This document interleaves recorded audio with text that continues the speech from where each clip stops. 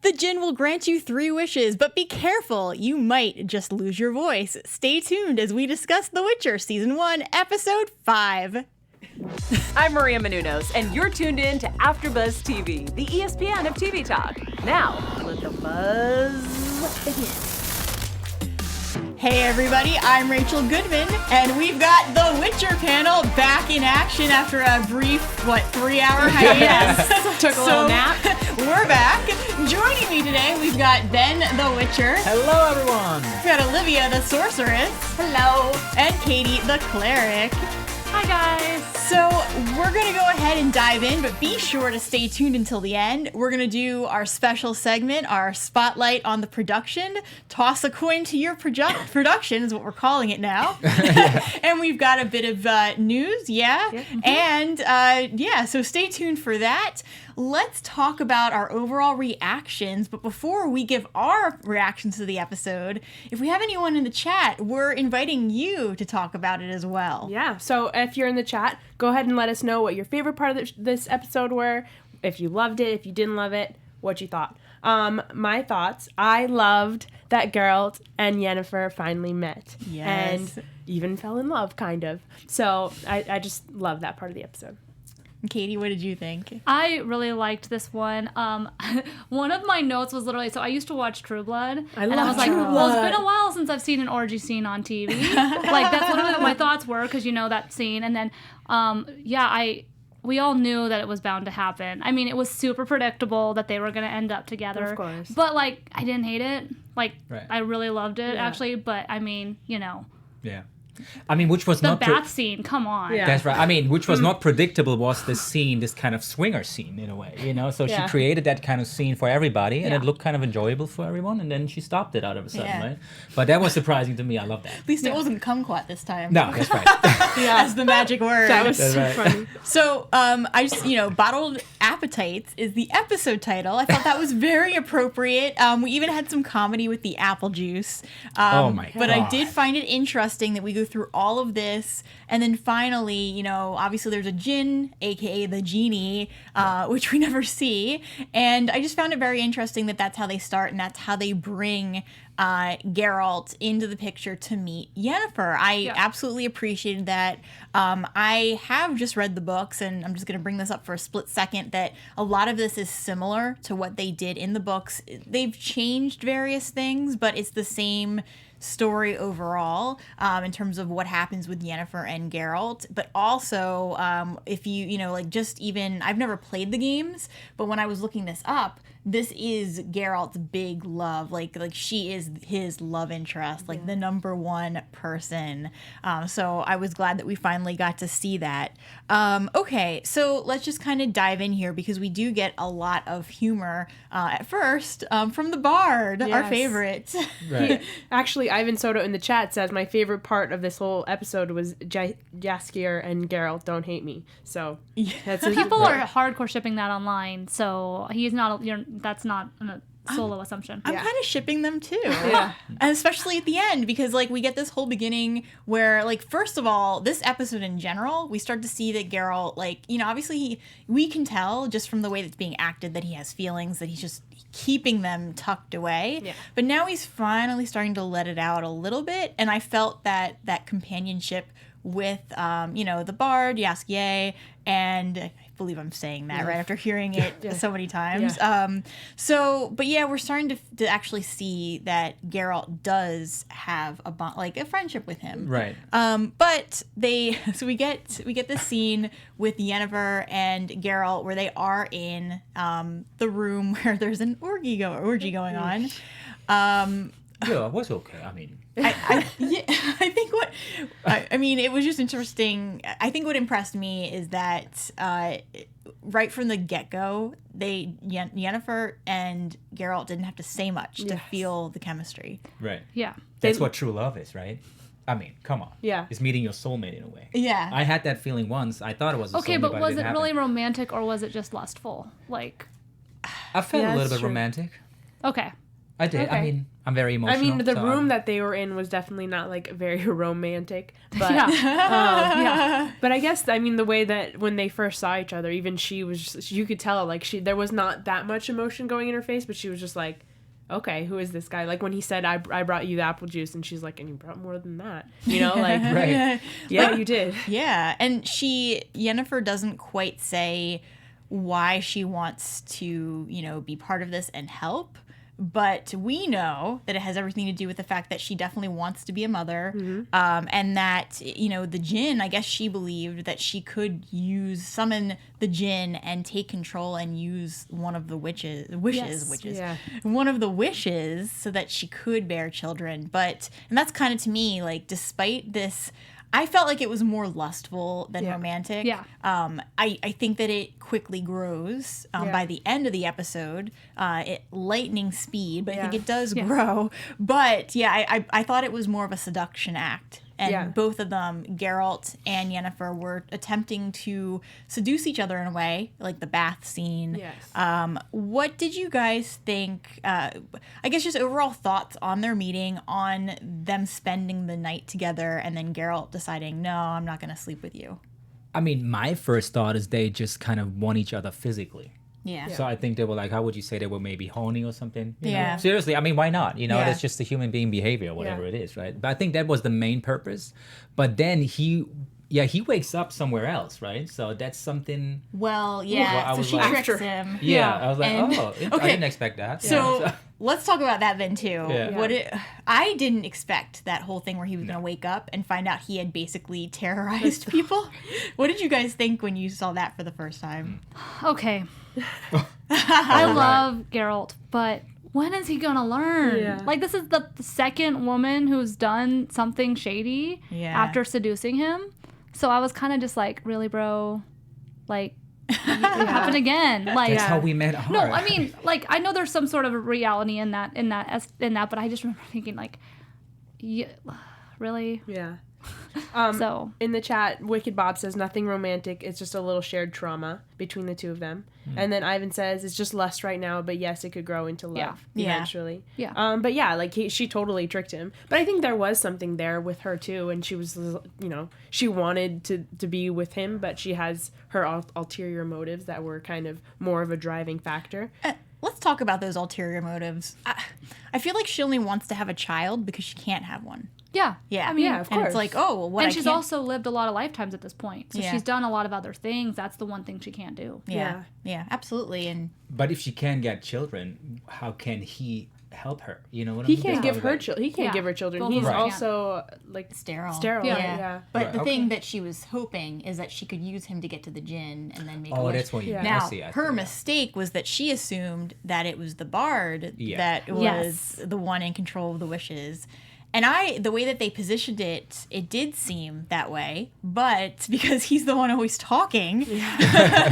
But to me, when Geralt woke up in the jail cell and suddenly we saw the marks Yeah. and we realized it made sense. I enjoyed the twist and I appreciated that it went in this direction. Yeah. And I would not have felt. I'm glad that, like, even though Yennefer obviously was up to no good tricking them, Yeah. I was glad to see her lose this time. Yes. But I was just asking myself, where was the Djinn coming from, and how did that situation came up? You know what I mean? Because why was it him to get the 3 wishes? Because they wished at the river, right? Right. And then Well- out of a sudden, the Djinn just came up. So why is that? I think it was that Geralt could not sleep. And so this all started, and I think it's because he's hurting because of his promise to go after, Princess Cirilla and actually be there for her because she is promised to him. And I think that that's really what's keeping him awake at night. But that's how he wound up in the situation where he's searching for this Djinn because he wanted the wishes so that he Okay. could wish for peace at night. Right. That was the Okay. whole thing. And then he found it, and then him and the bard were fighting for it, and then when Yeah. it broke, we all thought that the bard got it, but it was actually Yeah. Geralt. I think who it's got it. because, our chat can help me out on this, but I think it's because just technically the word use, and Geralt happened to utter something that was similar to a wish before Bard did. So I think that might be why the wishes went to him, but I'm not exactly sure on that if that's why it went to him. My guess too is that the wishes have to come from your heart, not to sound corny here, but you know, we have the bard just kind of talking as he always does, and so his talk, like, not to be rude here, but his talk is kind of cheap because he's just always talking and saying things off the top of his head. Whereas Geralt, we learn later when he makes the wish, like when he makes his final wish, which we don't know yet in this episode what it is, but when he does make his final wish, he whispers it, so it's very heartfelt and from a deeper place, and I think that's why he was the one who got the wishes, plus he was the one searching for the Djinn in the first place. In the chat, Ivan says you're correct, Katie, but then Grayson says Geralt cut himself on the jar shards. We saw that when he picked it up, so Jaskier interfered and he was cursed, so when he interfered with that, that's why he got cursed by getting his thing, the throat thing, or whatever. Which would make sense, because the person going after the Djinn probably wouldn't be the one, if they were being granted the wishes, it wouldn't end in a curse necessarily, but okay, so then let's... Oh, and one more, sorry, Nano, which is a new person, hello Nano, says Geralt was holding the cap and Jaskier was holding the bottle, and the cap was probably the more important because that's the part that would unleash the Djinn. Yeah. So, just to talk a little bit more about Geralt, so he... gets away from the jail, from the cell, by using one of his wishes to make the guy basically have him explode.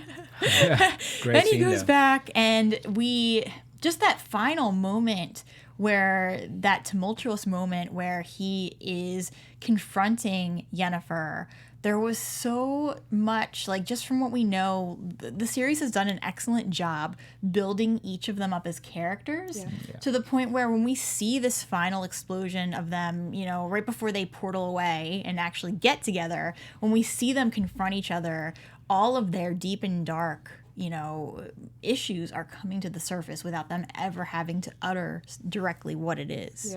Yeah. So I appreciated that. I appreciated the moment. I love that we're finally getting more from each of them. Totally. I think the character arcs are great. Yeah. It's just like, it's a great journey that they've taken us on, you know, I like that. I love the backbend that she was making. It was a very good gymnastics move. Just a thought. No, I love that. Yeah. And it all goes back to, you know, the beginning of the season 2 where Yennefer, she told Eastrid she wanted to be powerful, and when she was asked what she wanted in this moment in this episode, she said everything.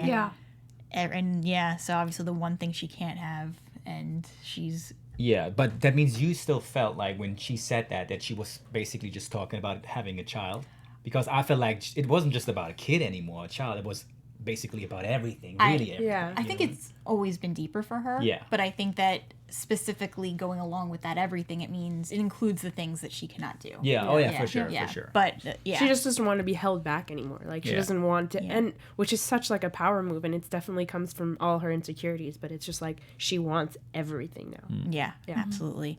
So let's talk about that ending with them. The sex scene. Great. I was gonna say, I mean, why not? Okay. Yeah, all right.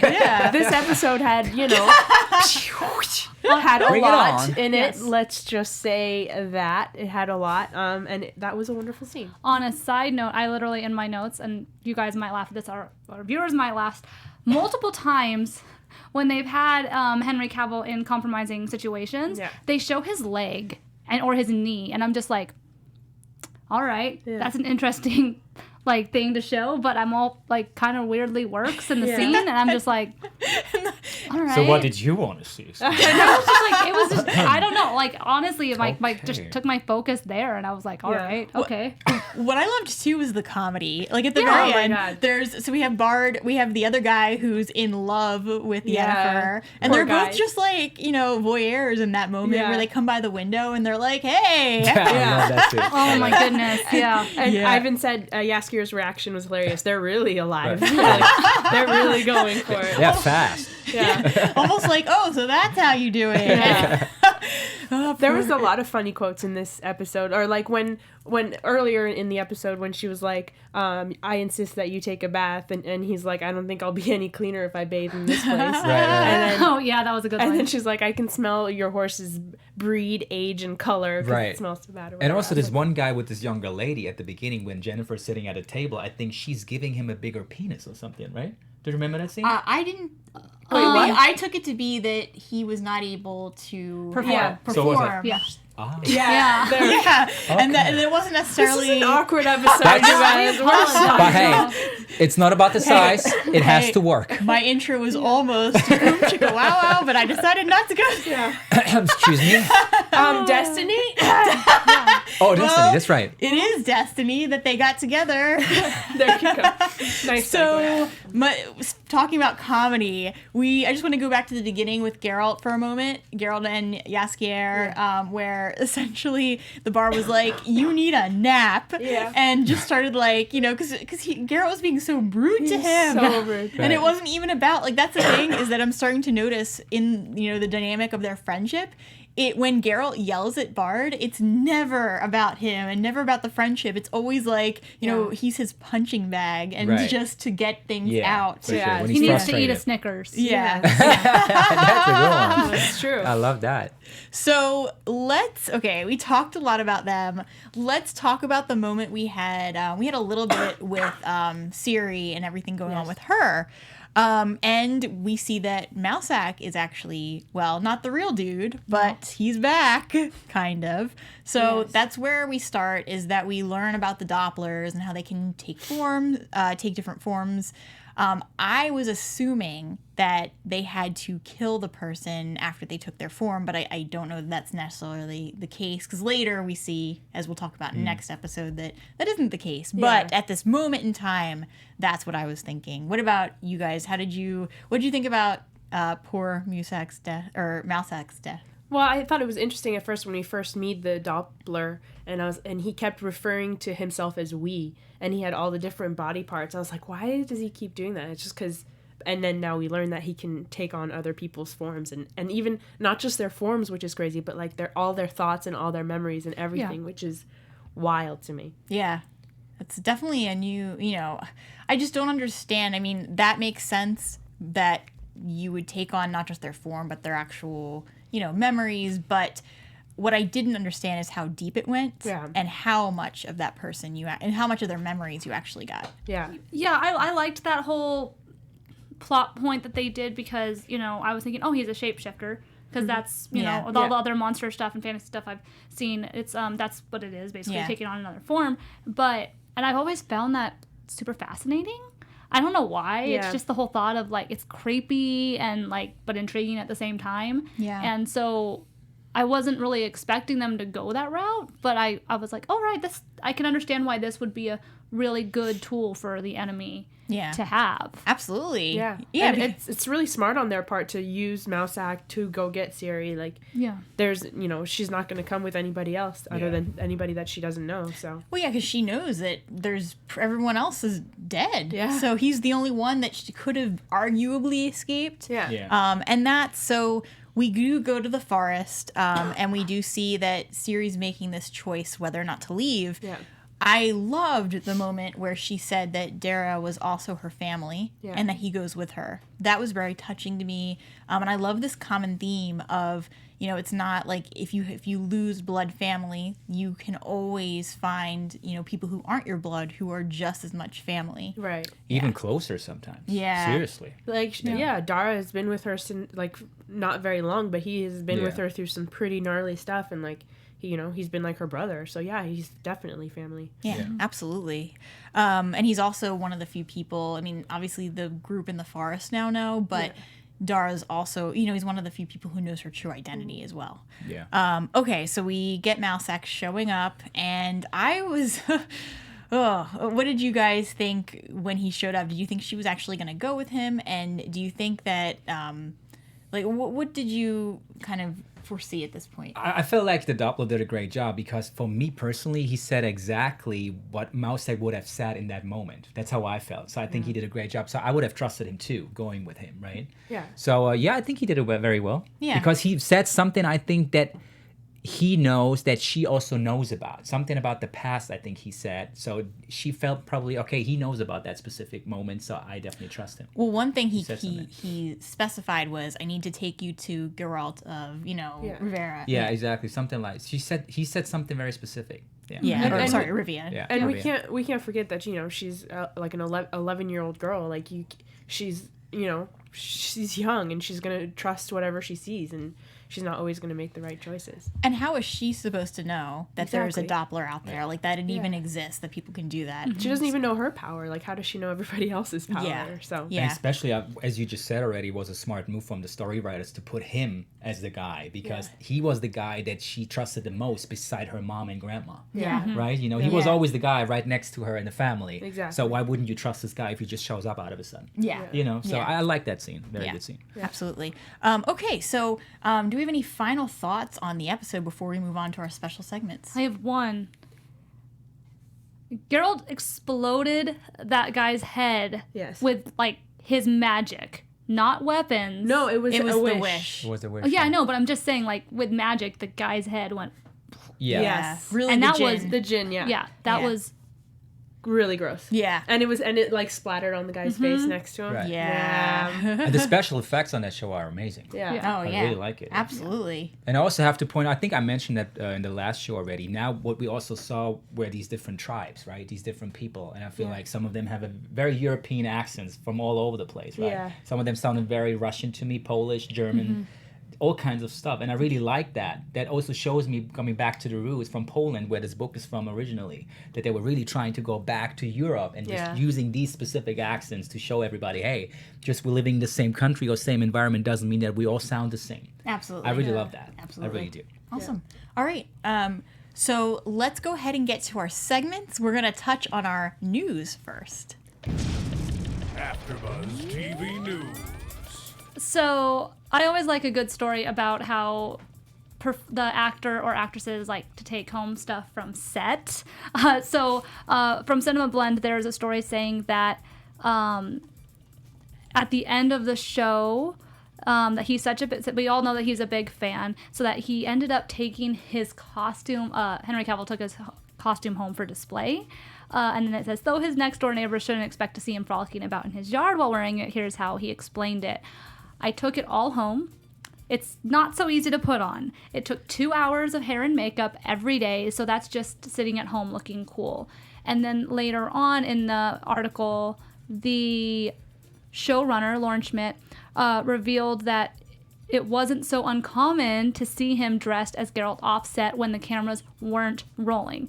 And she said, it's not just a role to him. He wanted, for instance, the armor to look like it had been worn for years and years. He made breakfast in it. He would sleep in it. We're like, you don't have to do that, by the way, but he's that invested in embodying his character. So I thought Awesome. that's just more insight into how serious Henry took this part. Yeah. I think that's And- part of method acting. You Yeah, know, you well, just yeah, that be too. the character, even offset. Yeah. So I Yeah. appreciate that. Yeah, good. absolutely. Awesome. Well, thank you. So now we're going to get to our toss a coin to our production spotlight on the production. We're doing the writing edition of, for episode 5. And so basically what I just wanted to give a shout out to was the way that they've been handling the first 5 episodes. Specifically, since we are talking about 5, it was written by Snia Kors. And just want to give her, a shout out. I wrote down some of the dialogue that really popped. For example, in the moment when we have Yennefer and Geralt, where Geralt says, I brought you apple juice. Name your price to fix him. And then Yennefer responds, you'll have to do better than juice. Just moments like that. Moments like, for example, ragamuffin is the safe word, and we had kumquat, and moments where, especially with not just the timeline that we're seeing and the way that they would have to craft this story, so it makes sense to the viewers, even though we're seeing different time periods, and they never really once, outside of a few hints, with Yennefer saying, how much time has passed from, when we see her again after 30 years. Outside of things like that, we do not get a lot of specific details about when things are happening, or, it's almost like a puzzle. We have to figure it out. And just another great example this episode of the writing is when we see Yennefer and Geralt sitting in the bathtub, and they're both telling each other who they are, without directly saying it. And that is the beauty of this, is that especially the way that Yennefer is written, she is very, very direct, and knows how to hit Geralt with such few words. Yeah. So I was very impressed with that. I'm very impressed with how they are writing it so far through episode 5. And so we'll leave it there with the spotlight on the writing. Yay. All right. That was really cool. And also what I wanted to mention on top of that, like what his expression, like, I mean, that says it all, right? Yeah. And he does that quite often, which tells me immediately how he feels. Yeah. I love that. His grunting all the time. Brooding. I'm wondering if I would love to read one of the scripts that he does that, see how they actually write it out. Yeah. Or if it's just Henry, Henry Cavill saying, Good point. Good point. Maybe he feels like that in the moment and just does it. Yeah. That's good. If Yeah, it could anybody be. who knows the answer to this is watching, Please tell us. Yeah, that would be awesome to know. That could just be a thing that he brought to the role, Yeah. and Yeah. somebody said, you should keep doing that. Yeah. Hey, why not? That stuff happens. For Yeah, sure. sure. Oh, yeah, I Yeah. can definitely see that. Yeah. That's a good point. It's probably like, Yeah. Exactly. So before we wrap up, do we have any final overall thoughts or I mean, I can't wait to talk about episode 6. Yeah, me too. I mean, All right. seriously, I want to guys, talk about the whole thing is what I want to talk about. Right. That when that day comes, I'm going to be one happy girl. on Thursday? Yeah.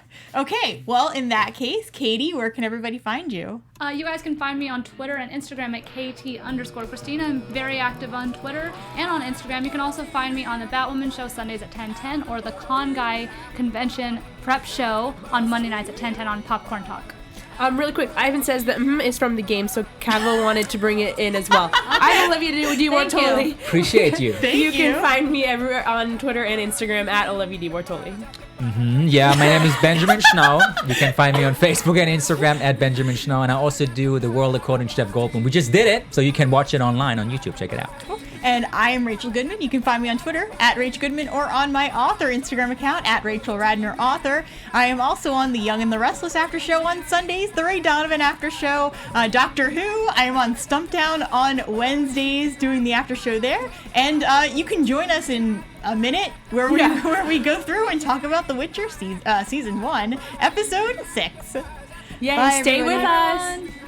Our founder, Kevin Undergaro, and me, Maria Menounos, would like to thank you for tuning in to AfterBuzz TV. Remember, we're not just the first, we're the biggest in the world, and we're the only destination for all your favorite TV shows. Whatever you crave, we've got it. So go to AfterBuzzTV.com and check out our lineup.